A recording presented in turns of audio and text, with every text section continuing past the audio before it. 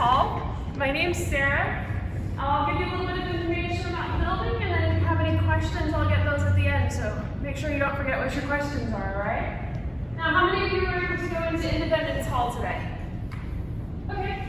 If you weren't able to, I understand. You have to like sacrifice your firstborn child to get tickets for it. Yeah, there's a lot of things to go through. But if you didn't go into Independence Hall, I hope you're in for a treat here. I think this building is just as important as Independence Hall, so keep an open mind. Let me sell you one, okay? This building is overlooked. Now, 1787, pretty important here. That is the year that construction began on this building.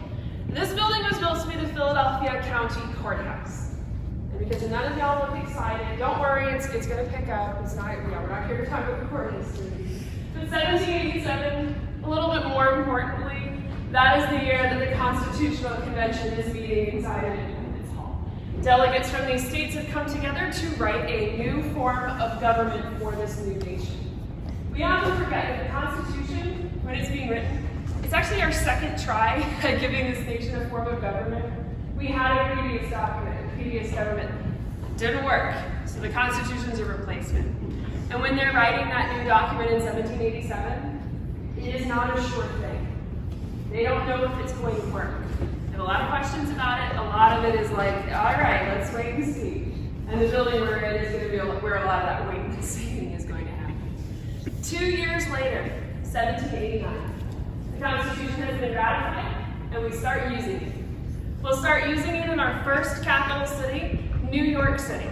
That will be where the first president, George Washington, is inaugurated, where the first Congress will take their seat, and a lot of important early decisions are being made. Like the decision about where the permanent capital city of the United States is going to be. Now I'm going to ask you a question. It is a simple question. Do not overthink this. It is not a trick question. Give me an answer out loud. Do not make me question my faith in humanity, okay? You know this. Where is the capital city of the United States? You know this. I told you. Washington, D.C. People are always like, why are you asking? Washington, D.C. That is the decision that they made in 1790, that the permanent capital is going to be Washington, D.C. Have you ever been there? Yes. What do we think? Thumbs up? Next place? Hopefully you enjoyed your time in Washington, D.C. If you had visited Washington, D.C. in 1790, though, you would be giving me a thumbs down. There's not much there.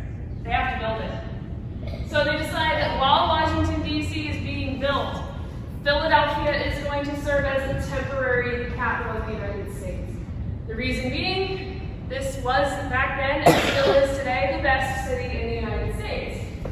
It made a lot of sense for them. Philadelphia was the biggest city. It is the cultural and financial capital of the nation in the 1790s, and also very centrally located. So it made sense that Philadelphia would be the temporary capital. So in 1790, everybody in New York would pack their bags, and they come on down here, where they will be for a period of 10 years. And I can't emphasize this enough. This is a temporary capital in every sense of the word. They're not using buildings that were built for them. They're borrowing rooms. They're renting buildings, borrowing buildings. It is a very temporary space. For example, the President of the United States, we had two during these 10 years, Philly was the capital, Washington, and then John Adams. They were literally renting a house while they were president here. If you've been to the Liberty Bell Center or plan to go, where the entrance is for the Bell Center, that's where the house was that they rented. So the White House was rented, essentially. Congress was also borrowing a building. This building. They were borrowing it from the Philadelphia County Court system. Now, of course, Congress, you know this, it has two parts, Senate and the House of Representatives. Believe it or not, there is a second floor to this building. And up on the second floor, you would find the United States Senate chamber. It is not open to the public right now. It's a little tight up here. But it is on the second floor. It takes up a little less than half of the size of the room we're currently in. It is a smaller chamber. That's because the Senate is smaller than the House of Representatives. That's where we are right now. And because everybody always asks, yes, there's a staircase. It's on the other side of that door. And people wonder, how do they get upstairs? A staircase. They didn't teleport, all right? They don't have that technology back then. Now, this chamber, the House of Representatives chamber. Congress leaves this building in 1800, all right? And it goes courthouse. Look around. Does this look like a courtroom in here? No. When Congress left the building, they take the furniture with them. They auction off a lot of it. And then the Philadelphia County Court System comes in, changes the floor plan to suit their needs to make this a courthouse again. So that means when in the 20th century we wanted to show visitors what this looked like in the 1790s, we had to change the interior of the building, we had to buy new furniture, this type of thing. So what you're looking at in here is a replicated space. What is original about this building is the skeleton of the building. The exterior of the building is original, but the interior has actually changed a lot over time. Now, what was Congress doing while they're in here? A lot of basic stuff. Frankly, the Constitution is 3 years old in 1790. We're still figuring out how it works. So a lot of basic things. They are having to build a foundation for this nation in here. So we're talking like really simple, unexciting infrastructure stuff. Authorizing the construction of lighthouses, postal roads, paying debts, these types of things. Important stuff, but not the most exciting. So let's get to some actually exciting stuff. The ratification of the first 10 amendments to the Constitution, the Bill of Rights. That's pretty cool. And then we'll see legislation come through this building that will put those rights to the test. The Alien and Sedition Act, 1798, first big test of the First Amendment. How about, are any of you from Vermont, Kentucky, or Tennessee?